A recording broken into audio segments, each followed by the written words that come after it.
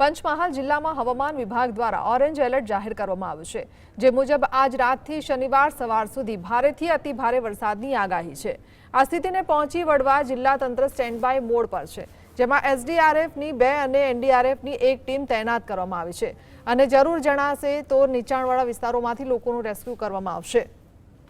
Emergency operation centre 24 કલાક કાર્યરત રાખી તમામ વિભાગોને હાઈ એલર્ટ પર રાખવામાં આવ્યા છે। ભારે વરસાદ ચાલુ રહેશે તો પાવાગઢના પગથિયા તાત્કાલિક બંધ કરાશે। કલેક્ટર અજય દહિયાએ નાગરિકોને અપીલ કરી છે કે વહેતા પાણીમાં વાહન ન ચલાવો અને બિનજરૂરી બહાર ન નીકળો।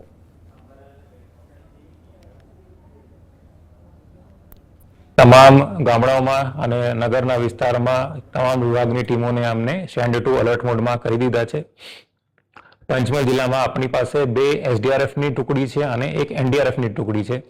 ત્રણેય ટુકડી એઝ ઓફ નાઉ ફિલ્ડમાં છે, જે લો લાઇંગ એરિયા છે, જ્યાં પાણી ભરાવાની શક્યતા છે, સંભાવના છે। આવા વિસ્તારોની મુલાકાત લઈ રહી છે અને સૂચન પ્રમાણે જરૂરિયાત પ્રમાણે આવા લોકોને અમે એડવાન્સમાં પણ ખસેડવાના છીએ।